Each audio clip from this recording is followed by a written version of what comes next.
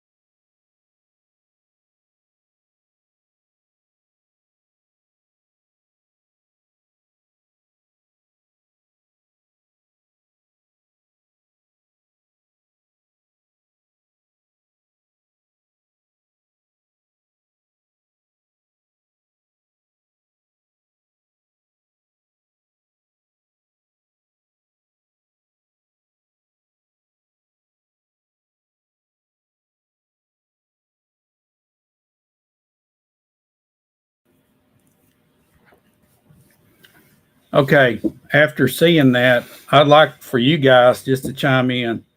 Norma Lynn McCullough, hi, Norma Lynn, it's good to have you in there. We know that there is a homeless task force. I interviewed Mr. Drew Hooker the day of that video when it was posted, and he talked about the task force. It's been in existence for a year, and they're compiling data to try to put together some sort of plan to deal with this. All right, so we've got our first comment, Laura Blake. For starters, Nashville and Murfreesboro need to stop busing them here.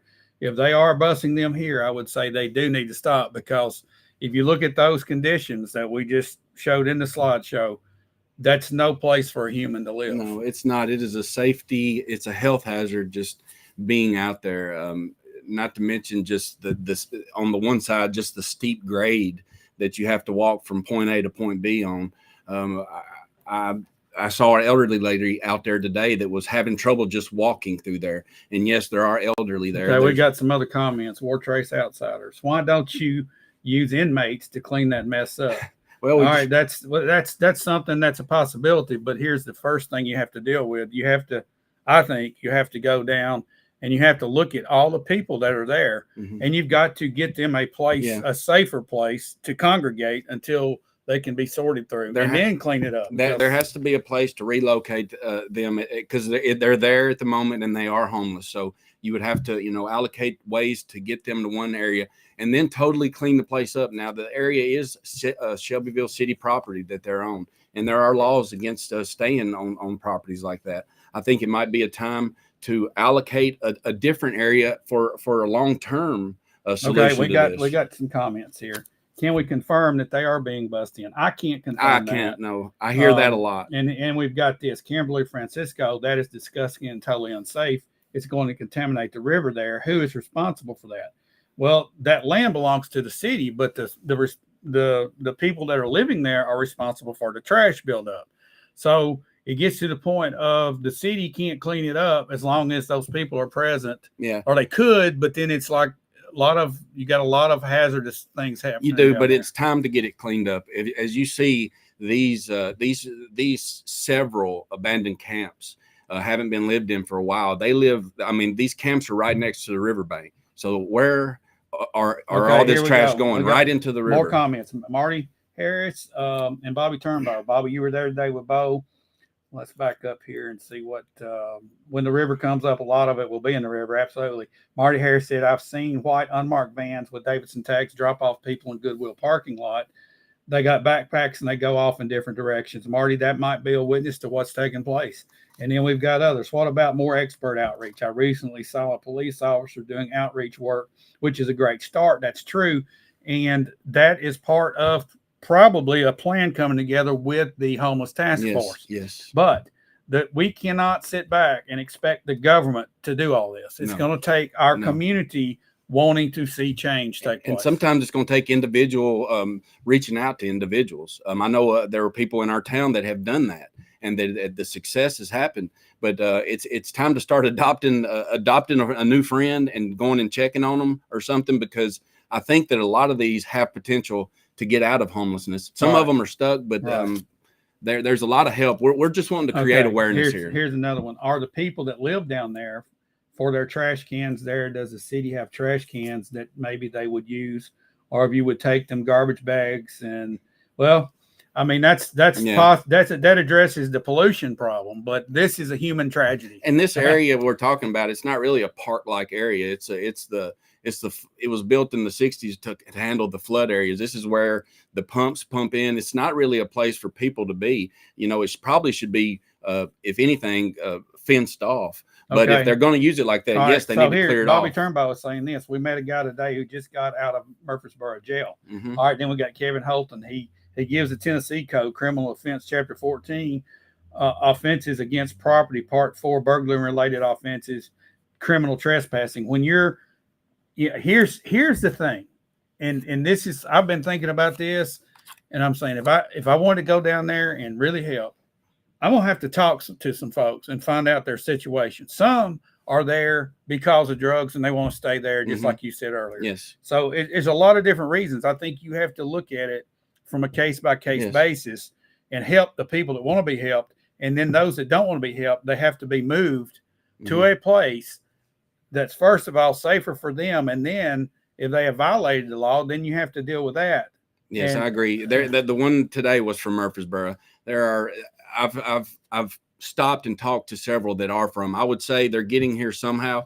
But let's just for a second. There are things that the state does and programs to help homeless, and I hope And I think that maybe this is something that our homeless task force will come up with. There's these project for assistance in transition from homelessness, and there's also recovery housing for addicts. You're talking about state stuff. This is state stuff. Okay. So I don't know if state government pays for that, or I don't. that's just but it looks like it's a service there that maybe they need to have an office here, trying to take care of some of this. I would say this would be for our homeless task force to investigate. Definitely. And I bet they already have. Definitely. Okay, Brendan Taylor. Hold up. White unmarked vans with Davidson County tags busing people into Shelbyville with nowhere to go. If that's really what's going on, that's a story that needs investigating. Well, you're right, Brendan. So what is causing people to bus people to Shelbyville? Why Shelbyville? They have the rescue mission in Nashville. Why aren't they there? I mean, well, because they're better equipped there than we don't have anything here. But a lot at the rescue mission, you have to attend, meetings. You have to attend certain things to get it. Here, you're pretty much guaranteed a free meal 2 times a week, which is okay because these people are giving with their heart, and people need to be taken care of on a daily basis. There's nothing wrong with that. But I believe that we're given and we're given and we're given, and we need to be loving a little bit of tough love in between, and maybe challenging these homeless to maybe do better. Emily brings up is what happens if someone gets hurt on the city property. I hope we don't find out. Yeah, that wouldn't be good. That's a possibility. It wouldn't be good. All right, Laura Blake, because big cities are overrun and don't want to deal with the problem. But Nashville has the rescue mission. They do, but I mean, we don't have anything close to that. No, and that rescue mission has really got a lot of great stories in that, but we don't have anything close. Keith Heflin, everyone is pushing the problem down the highway. That seems to be the case. Yes, and that's why this awareness is being re-upped again. And then I would say that, in a year from now, we'll check back into it, and we hopefully it'll get corrected some, but it can't get anything but worse at this moment. What can correct it? I know there's a lot of questions in everybody's mind, but somebody out there, what suggestion would you have to deal with this tragedy? That's what this is. This is human tragedy, whether it's self-imposed, whether it's criminal activity. No human being should be living in these conditions. And when you look back, here we go. We got another one here. Emily. Unfortunately, I have a cousin that lives down there, and not long ago she was in Nashville at the homeless shelter. Seems like there were more opportunities in Nashville. I'm going to guess that they are coming here because there are no rules living in the woods. Too many rules for them in Nashville or somewhere with a shelter. That's probably it. And Nashville's rescue mission is round full, so they just moving the problem down the road. They do. All right, so it is a problem, it's everywhere. And it's here. Okay, so we got to deal with it. And let's talk about the trash issue for a minute. That one picture that you saw that was just full of clothes and trash and cans, that's right there behind the car wash on South Cannon Boulevard. It's grown up. You can't see it from the road. There are trails that you walk. There are a multitude of trails through there, and that is just one of them. The other camp, as I want to explain, was behind the power company. Where the soccer fields are. If you go to the far side, there's more trails there, and then there's several abandoned camps along the way. There's probably, we missed, I'm sure, several, but they're out there. And not only are they, when they're deserted, they are totally left. Donna Smith, trash. Here's a good point. Westmead and Hermitage just closed down 2 very large camps. How did they do that? And where did those homeless people go? Could we find out how they handled their issues? That is a good example of what the task force probably needs to do. And I'm sure if Drew is watching this, he might be getting some ideas about what to focus on. I don't know. I mean, it's a tough situation. It is, and there's some immediacy to it. There's things that need to be done right this minute to help, if not only to clean up. There are the human needs, which are the greatest, I would say, but then you've got the safety needs and the health needs there. It's really sad. It's eye-opening. Question. How many people did you see today? From far and where I could see, I probably saw 8 to 10 in that one little area. There was a couple people in a tent that I heard talking. I couldn't see. From afar, I saw 3 or 4. There were several that would kind of dodge us. I guess we looked out of place a little bit, I guess, but I would say we saw that many. There's a lot that we didn't see. Drew Hooker's on here. Drew, do you have any idea how many people, population-wise, are in our camps here in the city of Shelbyville and total Bedford County? I'm going to say most all are here in the city. Yeah. I hadn't heard of any out in the county. There could be, but do you have any idea how many people we're talking about here? There's a lot of movement out there today, though. It was a nice day, so a lot of them were out.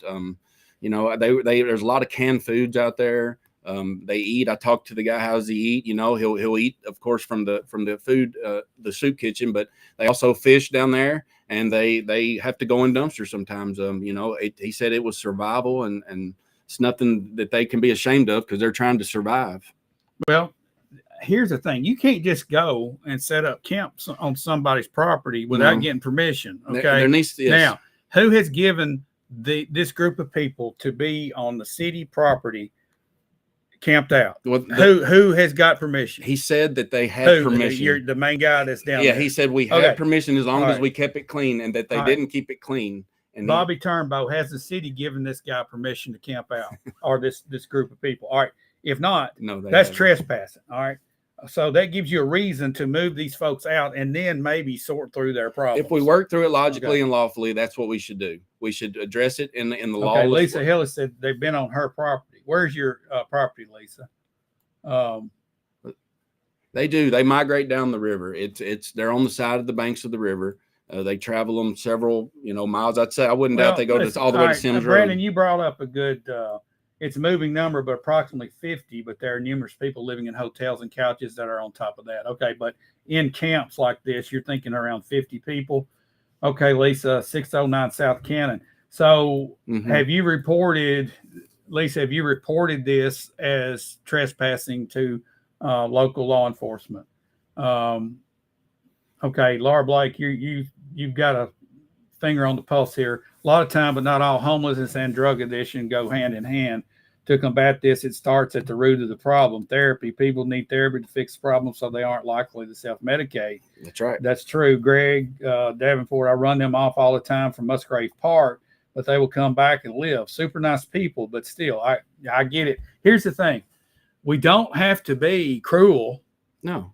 I mean, honestly, if we try to get these people out of this dangerous hazard to begin with, you got hypodermic needles laying around everywhere. You've got trash. You've got not only human waste sitting on this levee that just will tumble you off into the river. That's a dangerous situation. If you get them moved from there, that is not being cruel. No. Okay. Here we go. Brandy. They have to ask for help first. Most don't want it. That's a point. Keith, I have had, there's a big one popped up here. I've had to make them leave my property here at the house and near my offices off Madison. It's a tough situation. Lisa, no, because I tell them they have to leave and they do. I don't want to hurt them. I get it. It's, but they're living. I mean, they are. This is their life. All right, here's another one. Regardless of what brought the people to this area, there has to be a solution put in place by the elected officials. If not, you can easily be looking at what happens in the big cities. The cities all started up like this, and I see where this is going. Thankful that they're fed by the soup kitchen, but the issue still had to be addressed soon. Yes. Yeah. All right. Latonia Ward, suggestion, how about opening a hospital for homeless shelter? That's been mentioned. If you put pressure on them as to help, you will see who wants to. Exactly. Brenda Record, if you ask and say you've got to have help, who wants help? Those people that won't help will say, I need help, and they will tell you. Yeah, they will. And they need it, and they won't mind telling you. But they're the ones that don't, they're not going to ask for the help. Okay. And that's just the way it is now. What we have to do now is I think we have to be stronger, though, in enforcing our trespassing laws. And then, but you got vagrancy as a law too. Yes, it is. Vagrancy is a law, and I think that he quoted the Tennessee state law right there. Kevin did. And, all right, Tyson will give them a job if they want to work and do better. The problem is, I get that there's jobs all over the place that people don't want to take for some reason, and there's people not working, wanting to look for work. But that's another story. That's all, we beat that one to death. But there are resources. There has to be. If a person gets a job, there has to be a stable living condition for them. Right. They got to be able to take a bath. They got to be able to get the right kind of rest so they can keep a job up. So it's just a never ending. And the first thing out of the way is the addiction. I mean, if they do have some sort of addiction, the only money and the only thing that they get is going to that addiction. And once that is solved, a lot of times these people change and they become new people. When the drugs are off of their mind, right. I've seen it. They change. Who is responsible for managing the homeless? Emily asked. The homeless. Because right now, The only thing we have that's managing the homeless is the task force is trying to put a plan together. Yes. So nobody's managing the homeless. And honestly, the city of Shelbyville has them on their property, so they're ultimately responsible. Okay. I know there are some law enforcement that's gone out there to address it. The drug task force in general, and they have gone in there because there's drug issues there, but they can't. I think it's a city issue. It's on city property. I'm glad the drug task force is doing that, but I think everybody needs to come together, and citizens included. Here's what it's going to get down to. We can't expect government to do everything for us. Now, if you go back 50, 60, 70, 80 years ago, if this had happened, who would be reaching out to these people and helping them? Just think about it for a second. Who would that be? It'd be the churches, or it'd be the people. They would be. It's going to be the people. It's got to be us. So here's my question to everybody out there. If there was a solution put in place and it was given to the public to handle, would you donate your time? Would you donate your money? What would you do? Would you want to sit back and not touch it? Give us your thought on that. And another thing I would like to challenge people with right quick is, I know we see these homeless sometimes, and we might see them a lot. How about going, and I've done this before, have a conversation with them, just talk to them, get to reach out. Who knows? You might be able to just inspire them or visit up with them to check in on them. And that might be all they need to spark off. Like you said, it starts with us. I mean, there's some people that take them in their house, and that is great. And I've heard wonderful stories of changing people's life, but not everybody can do that. But we can just go say hi to them. Here's several things that's coming in here. Drug task force is trying to manage. They cleared out the camp on River a couple of weeks ago. It's like whack-a-mole. It is. I mean, you clear them out. You got to have a plan in place. If you just get rid of them, they're going to come right back unless there's an option. They cleared them out, and then we went today, and they're all back. Okay. Well, there's a lot of stuff going on here. And Greg Davenport, I would help any way I could. I think we don't need to rely on government to handle the issue. I think we need to rely on them to back up the citizens when they do try and come up with a plan that we could engage in that's legal. We don't know what's legal and what's not, but I tell you this, if somebody falls off in that river off of city property, it could be bad for our city. It is. I mean, there's some. I mentioned there was an elderly lady out there. There was an elderly lady, and she was walking on the side of that hill, and she fell twice, almost fell all the way, and she is homeless, and she needs help. She needs help. I don't know. I didn't know her story. I wasn't able to talk to her, but this is what's out there, and we're not seeing all this. And these people, it's such a touchy and delicate issue because there's all these solutions that come up. But, if the foundation's still crumbling and you're patching the drywall, it ain't going to work. This foundation has to be structured. Keith Heflin comes. It's like I said, once a city or anyone adapt the issue, they are married to it forever. If it's a forever problem, we're going to be, regardless whether we address it or not, we're going to be married to it because it's right under our nose. And I think it's been here for years and years and years, just not to this degree. But what they've done now is they've trashed it so much that you can really tell how bad it is. Now, I'm not saying it has gotten worse than it was in the past. There's no doubt about it. When I was a kid, you could go fishing up and down those banks and you would see maybe some bottles, beer bottles. You wouldn't see homeless every now and then, maybe. But now it's totally littered. It is a camp. There is a community there. When I was there today, I had a sense that I'm in a little community. I'm in a little community with houses and people and little fires doing things. They're out there surviving. But we're talking about 50 people. Okay. That don't seem like a lot. It seems like there's more than that. Yeah. But if it is 50, you saw 8 or 10 today, how hard is it going to be to manage 50 people? I don't know, because you're going to have 50 with they're going to have some extravagant cases there. It's probably not going to be an easy task, but that number. Connie Hasty brings up a point. The homeless have a network and they know where to go. John Hall, I know John has worked with a lot of these folks. Yes, he has. One key point people need to understand, there's a difference between a warming shelter to protect unhoused in dangerous weather and the long-term issue of unhoused. Yes, John, we saw very plainly how the warming shelters that popped up during that last cold spell probably saved some lives. and there was probably some tragedies in the middle of that. And John hit on something good. There are a lot of good short-term efforts here, but I don't think we have a long-term. Well, really, we were shipping them to Murfreesboro. Yeah, we were. We were driving. We didn't have much, but we do have a lot of short-term. But there's a long-term solution that just has to be. You know, it's calling other counties, other cities. How are they dealing with it? All right. You know, I don't see this. There's a whole bunch of stuff. All right, I read them worked out. with homeless vets in the borough when I worked at VA. We had a veteran who agreed to get help if someone would take take his dog. He didn't want to leave him. 4 years later, he's still homeless and he still has a dog. So nobody would take a dog and the guy's still homeless. Huh. All right. There is way more than 50. How about near Walmart out Madison? I agree with you, Keith. I think there's more like 100 to 150. I don't know where you get that number. I don't even know how you even know. Yeah, you don't. It's like Drew said, it's a moving target. It is. All right. Rodney Butler, if many of them were taken to Murfreesboro to warming stations during the cold snap, then who brought them back? We did. We had a transport.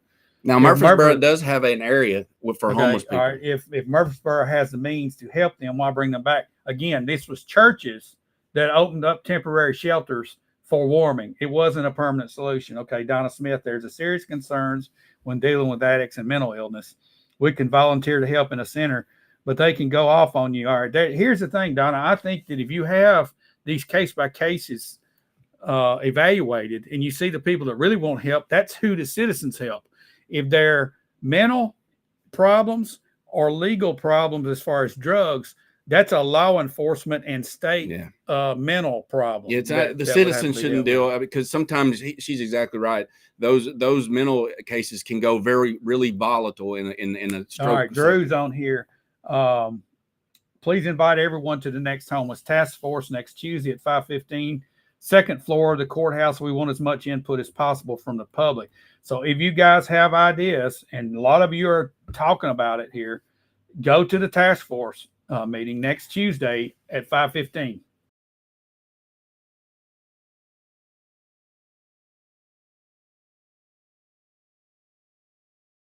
As a kind of been lackadaisical on it, and he gives a report.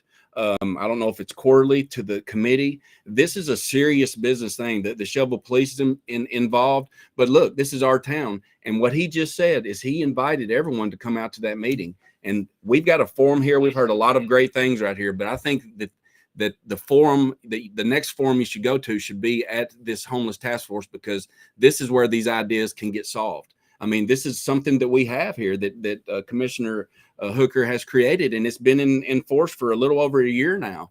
And they can't do it all, but his inviting, we need to go and we need to let us. All right, I'm gonna ask Drew this. Drew, what has the task force come with a direction on what we need to do as citizens? What can we do to help other than think of ideas? It's time to start actually doing something. Get the trash bags out or something. I mean, what do we need to do? Yeah. Do we need to go to the people and see what their needs are and start sorting this out ourselves, or what do we do? That's the question. Okay, John Hall Task Force has looked at what several other communities have done in dealing with unhoused. In most cases, it's been limited success and very costly. Bobby Turnbow, speak of the shopping bogeys that are left all over the riverbanks. Yeah, we did a count. Don't seem to care. Is it going to be all talk or some type of action? Does the task force have a plan? Lisa Hill says, I'll be there. Right now, Connie, everything is talk. It's time to take some action. So I think at this point, citizens are going to have to engage this. Honestly, no matter what our government officials do, until citizens start taking action, I don't think anything will happen. It's just we can't count on our government. You can't count on our government to do stuff. You can't. I mean, you got to do it. You have to do it, and then and why not? You know, if this is bothering us, are there any we've children? Got to do it. Are there any children living? I didn't see any children today, but I am sure there were some children's bicycles that were there last week that they were gone. They were like brand new. There are children's stuff. Bobby Turnbow, he says, out of sight is out of mind. I promise you, Bobby, it's not going to be out of sight. We're going to keep on keeping on to get awareness of this. And I thank you for bringing awareness to that, Sean Bobby. Ward, at the end of the day, we can discuss alternative solutions that can't overcrowd the jail. But at the end of the day, those people are committing a crime, criminal trespassing, better find and answer before an innocent citizen is hurt or killed, then the city will be held accountable and responsible to a lawsuit. And also, if one of the people living there fall in the river, it's on city property, this city of Shelbyville is going to be liable. Yes. I promise you. Yes. All right. I personally think it's dangerous to approach them. I see several of them walking and kicking signs and carrying bats and backpacks. So be mindful of danger. That's where we're going to have to rely on law enforcement. We've got to have something in place so law enforcement will be able to know what to do. Yep. All right. They need a place to take people that really want help. And not just and then jail. They need to deal with the rest of it. That's right. All right. Brenda Record, they go to the post office and communicate through mail and have to see no one and get their services. Okay. Yep. And they've got cell phones too. Every one of them. Federal grants. Keith, you bring that up. Possibly. We are currently working on a program to organize nonprofits. That's good. That's it. That's what it's going to take, Drew. Nonprofits, specifically churches, in my opinion. Okay? Oh yeah, we've got the help. That's just my opinion. I think we don't have an answer of what to do. We need a common goal together. As a Christian, I look at this living condition and I look at the people that we're talking about, and they're God's children. Yes. Okay. And we have to, as Christians, have compassion and then have love for them. And at the same time, have a tough love for those. Yeah. And sometimes it takes a little kick to get, I mean, it's a complicated issue. And you can't fear them because they are people. I go up there with no fear, me and Bobby, and we're just talking to them and they want to be a pro. There's some that don't and they'll dodge you. That's fine. But just don't fear them. I wouldn't recommend, everybody going down there by themselves. But if it's on your heart, do it. All right. But we've got a problem. If you don't look at these pictures here and the drone footage and see that we've got something that it's time to take action on now and not rely on the government. Now, the government has been really made more aware of it here recently. And I'd say that there's a lot of action that's going to be taken. But right now, tomorrow, tonight, the next day, that trash is still going to be there. And I don't know what we're going to do because the next flood is going. A whole bunch of flying by. We want to hear everybody talk. Well, we done lost some of them here, but let's see. Keith Heflin brings up, you have to have funds in a budget. That's where I think that the churches could all pull together and work together in some sort of community deal. And that's a nonprofit organization that Drew is talking about trying to organize.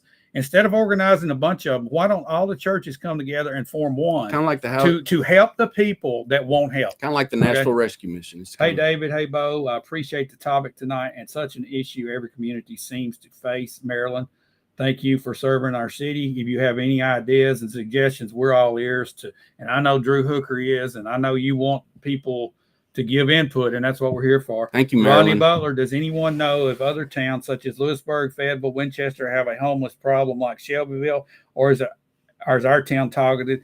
And I'll tell you, every city and town our size has the same issue. It's nationwide. They do, but there's more panhandling here than you will see in those local cities. I don't know why, but there's more panhandling around here. You don't see it at the Walmart in Fayetteville, at Lewisburg.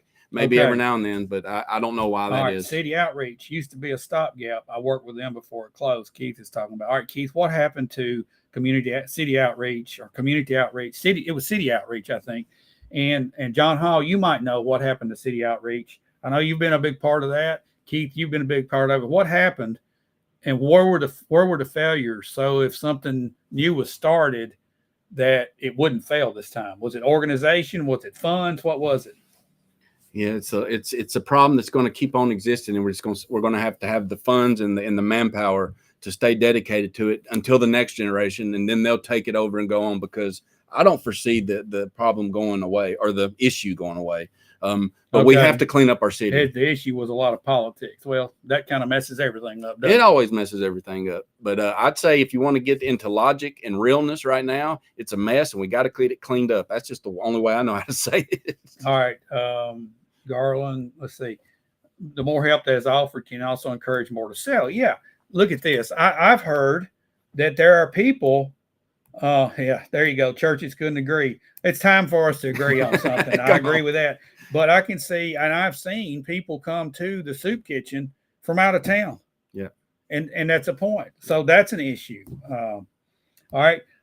several of the groups in charge don't seem to care unless they get a photo op. But photo ops have got to stop. Yeah. I don't think it's something we need to be plastering all over Facebook Well, there's only about who's helping and who's not, because it's embarrassing right now. If you say you're helping, I just say, we're not helping nothing right now. We're not doing much. No more photo ops. How about that? Okay. Drew Hooker, we're also working on getting accurate data to apply for HUD grants, okay, as well as creating a central situational crisis hub to organize all of the resources, including the churches, okay. Replying to Andy Gibson 100%. So you guys know what happened there. Photo ops are terrible. No, and they are, and there's usually the same faces in these photo ops. I mean, that's what I get from it. But, do your own thing. If that's what you like, that's fine. But we're not talking about photo ops now. We're talking about homeless, and these are the ones that you will never see their photo of that need the most attention right now. And like we've said tonight, it's up to us. It's up to the Shelbyville Police Department to enforce our laws, which they do. It's up for us to provide for these churches to come to provide these things. We got to have a plan. We got to have that plan. There has to be. We're giving now freely, and there's nothing in return. I mean, you don't even have to clean up your space in return now. I mean, where's that? Anywhere you live, you don't have to. It's trash. I mean, I'm saying there's no. Well, down there it is, but if you had an organized setup and had people in charge and there were rules, okay. But then the comment was made: if we have something like that, it's going to draw a crowd. More people will come. Well, probably so. It probably will. Yeah, and here's the thing. So then do we just ignore it and hope it goes away? I mean, all right. I think the task force, if they can put a plan together that the citizens can rally around, and let churches, I think, be a big part of the caring and the helping part, and let law enforcement and elected officials deal with the legal side of it. And then I don't know how that works. I think though the way to mentor them. I mean, ultimately we want them not to be homeless, right? To stand on their own leg, and that not of them don't want it, but the one I talked to today, that's what he said. That he ought to have a right to sit there and have. He likes nature. And he likes the fire, and he likes to sit out there in the woods. And I ran the question back to him. I said, but wouldn't you want to put away your own money to maybe have your own place to do that? And it just seems like that they don't quite connect to that point. Yeah. And I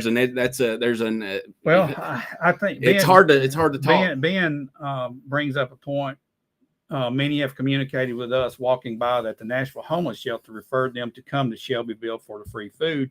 This has been told many times. How do they get here? Are they getting those vans and busting them down here for the free food?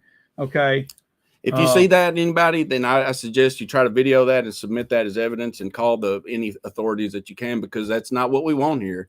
Is it against the law? I don't know, but you can report it, and you can. I don't think it's against the law. But just giving somebody a ride. Well, but if he sees them going everywhere, I don't know. I mean, I don't know. But you might see if he sees it over and over. All right, Shavney, Drew Hooker is doing a fabulous job researching and putting this task force together. I've been to several meetings, but have missed the last ones.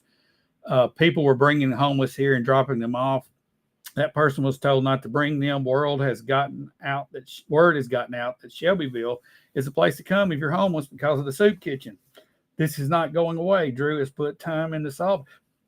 All right, and Diane, some of them want to be homeless. That is true. That's the thing. If people want to live in the wilderness, they're gonna have to buy some land and camp, but that's not gonna happen. But I'd like to know what I'm glad that Shavney that weighed in with her comment, but also the new business, the Grindstone.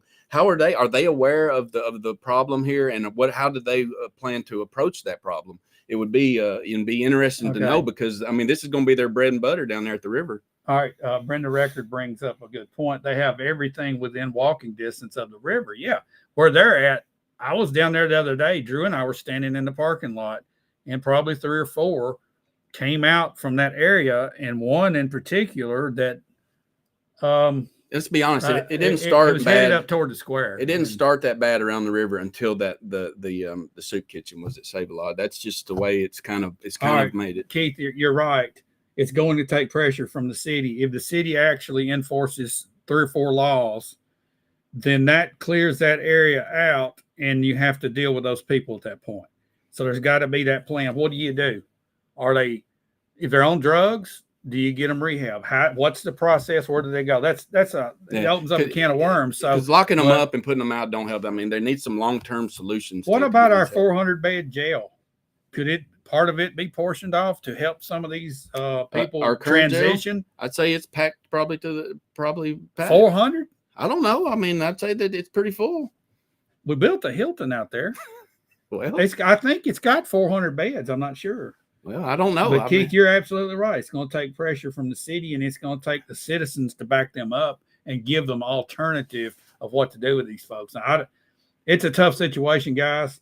There's so many it's really a tough situation, and it's sad to see. But there's also some tough love, and there's some action that needs to be taken. Obviously, from what we've seen from the photos, if not only a cleanup, there has to be some type of effort for the cleanup, because this is going to be in our river. This is going to be in your farm. If you got a farm down the river, this is coming to a farm near you pretty soon, because these piles of trash are coming. He says if you do lock them up for a short period, doesn't this give them a chance to become clean and sober? Absolutely. And had you rather be in a jail cell where it's dry, where there's heat, where there's food, rather than being, and that's on the taxpayer, okay, rather than living outside? But some don't. I don't get it. They'd rather be by fire. That's just them, and you can't help but just to respect it and say okay. But I don't know how we're gonna solve that. But it still don't give them a right. It don't address the issue of them violating the law. No. So we've got to provide some transition, and Drew, you're in our prayers, buddy. Yep. And anybody that's on that, and law enforcement too. In any way we can get awareness out, we'll be happy to do it. And we're not going to stop bringing awareness to this. The more people that know about this, the more that might feel like they need to help. I don't think we're going to do it. I don't think we can. We can't now. It's gotten it's almost out of hand. It's getting to where it's going to be, the river's going to be out of hand, and we can't enjoy Fisherman's Park anymore. And it's getting to that point at this time, especially with the trash. But it can only get worse. We've got to handle what we've got. We don't need to be a magnet to these, but we need to handle what we've got. Yeah. All right, guys, it's time for us to get out of here. There's a lot of comments. But again, thank y'all. Thanks for everybody's input. Yes. The internal conflict between mercy and justice. Absolutely, Chuck. It is. It is. And it's one of those things there. It's hard to deal with being a human, seeing another human in that condition. It's heartbreaking. And then at the same time, if you do what's right, it's better for them and it's better for society. So, yeah. All right. Sam Lenders comes in. We could talk all night about this. Yeah. And all day and tomorrow too, probably. We're going to sign off here and thank our sponsors once again. Lowry Jewelers out on North Main Street. Dennis Young Insurance out on Madison Street. For all your insurance needs, go there. For all your diamonds, go see Billy Lowry. That's right. And guys, I would like to do this one thing.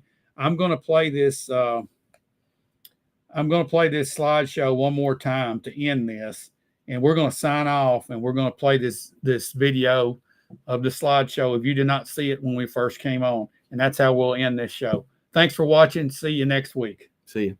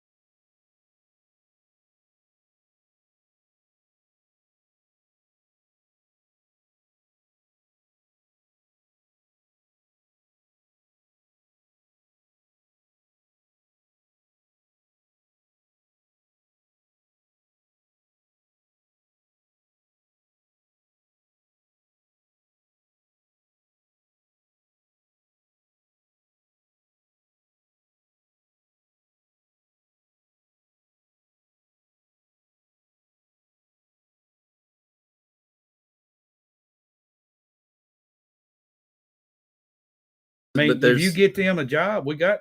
But right now we're in